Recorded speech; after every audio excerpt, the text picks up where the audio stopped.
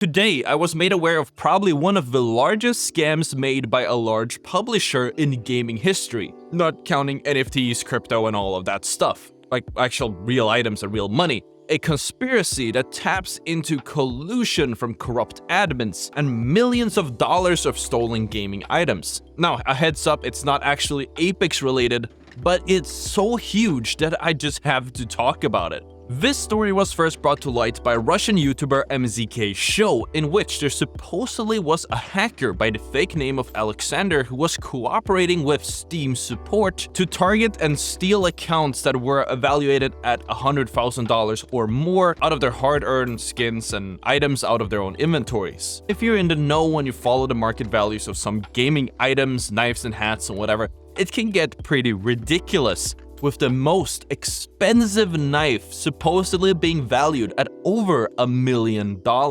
Anyways, the hacker would use information from an accomplice working at the Steam support. And obviously keep in mind, this wasn't Valve's own actual employees doing this, but support staff that was working for companies that Valve had outsourced their support from. Which is very important context as to why they could steal so much and kept the scam going for so long. It gets real bad, because the hacker would pose as the account owner reaching out to Steam, claiming that he lost the login details and that he would provide the necessary security information to have the account unlocked for him, with the inside man providing said security information and allowing him full access to the accounts. Once the access had been established, Alexander would move all of the valuable skins to another account and sell them. These items would then be sold on legit third-party websites or through cash traders who, for obvious reasons, had no idea that these items were stolen in the first place, with some of these traders including famous content creator Anomaly.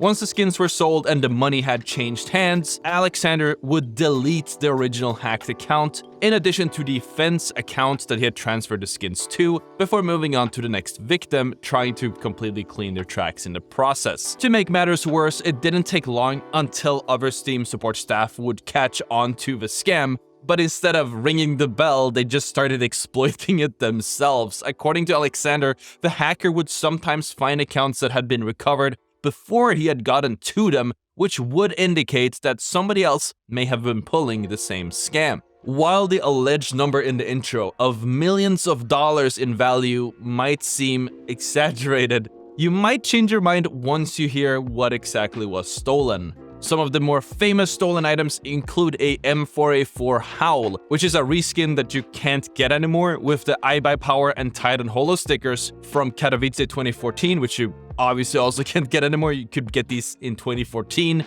and it's estimated at around $40,000 at the time of the trade, so it's clearly worth a lot more in today's market, especially when you keep in mind it's now troubled high-profile history. In addition to this, countless regular ops, case-hardened AK-47s, gloves, knives, and stickers were also stolen, some of which are worth over $100,000 on their own. Zypel, a large Counter-Strike content creator who focuses on trading, showed off a skin on his Twitter from a supposed OG Chinese investor who claimed to have been AFK since 2016.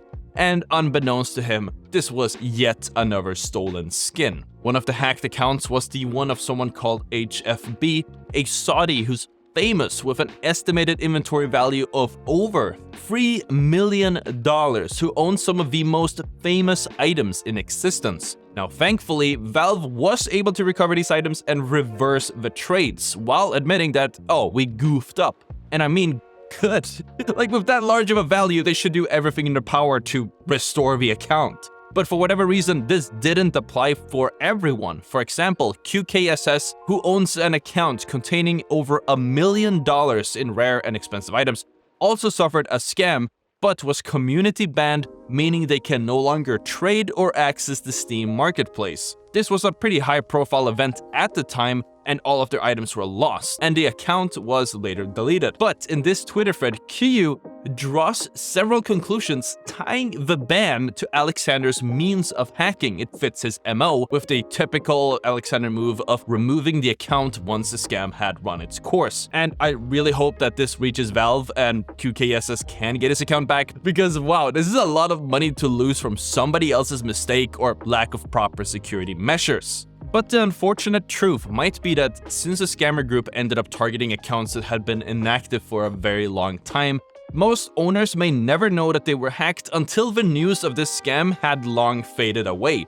And since some accounts, like QKSS, haven't been unbanned or had their accounts restored, there are probably plenty of victims that, despite their pleas, haven't had their inventories or accounts restored. I hope that everyone in this situation actually get their accounts back, and that Valve can trace back the steps to make everyone in this situation whole. And a thorough investigation is needed. I mean, the tweet from Zypel about that Chinese investor, this was tweeted in August 4th, 2021.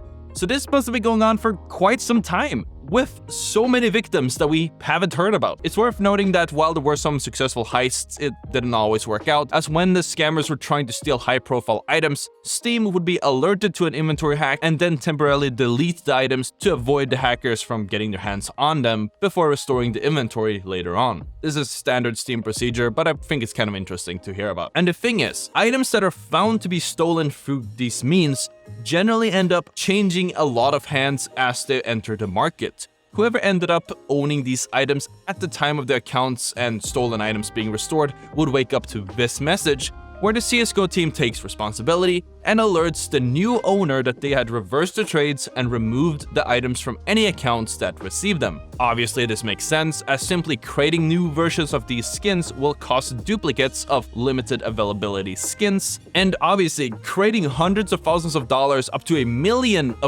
in value just like that will completely offset the vast skin economy, and the ripple effect would actually end up with the original skin losing so much value after being restored. I mean, imagine if there were 2 Mona Lisas. That'd be crazy. And I bring this up because back in the day, Valve used to restore skins to the original owners without taking them away from the new owners after they had been hacked back in the Team Fortress 2 days. But it does seem like they've learned their lesson. Traders who only use Steam trades to swap items will just end up being disappointed they don't have their shiny item anymore. But for obvious reasons, as real money very often takes part in these high-profile trades, many users along the line end up completely empty-handed. I hope that they manage to dispute the money transfers and to get their money back, as even though the original owners are whole, there's naturally going to be plenty of victims along the chain of custody. And Valve, the developers of Steam and Counter-Strike, is said to have been made aware that an account whose owners had connections to Steam had been hacked, and that it was quickly resolved, with Valve asking the outsourcing company to investigate suspicious activities. And according to the Russian YouTuber, the outsourced company ended up firing every employee who worked in the Steam technical support. And that's probably the best outcome, seeing as how apparently several employees at this specific third-party support team ended up running the same scam, and supposedly no alarm bells were ever rung, so it's safe to assume that the bad apples had completely ruined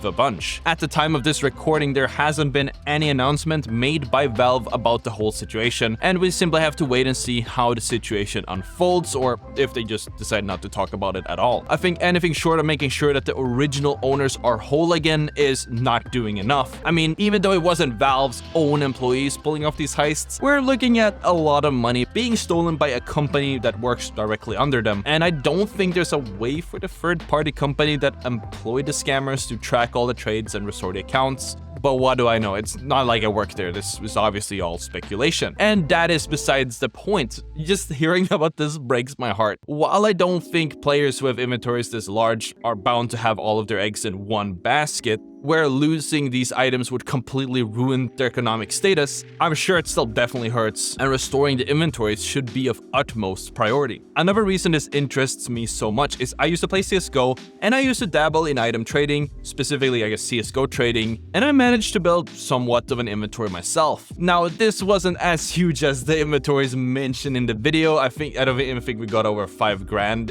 in total value, but I understand the struggle of trading and working for something, and as some of you guys who watch my stream might know, I also understand losing a lot of money when it wasn't your fault, as I used to dabble in Dogecoin right when it came out, and I managed to amass a pretty big wallet of over millions of Dogecoins, and it was sadly wiped out when a Windows update bricked my hard drive. I know a lot of people complain about, oh, I sold too early. No, my thing just got bricked, and I had to like reinstall because it was in the middle of a tournament. There was nothing I could do about it. It hurts, right? I understand it completely. Even now I'm talking about it, I'm not over it. But anyways, full credit goes to Mzkshow for bringing this to light, and I'm going to make sure to link his video. Keep in mind it's in Russian, but has closed captioning in English if you guys want some more information. Also, quick shout out to Mzkshow for the summary and bringing this to my attention in the first place. Now, this is a bit of a different style of content, but the story completely fascinated me. If you guys enjoyed the video and want to see more content like this, let me know in the comments, subscribe, hit the like button, and I'll see you all tomorrow.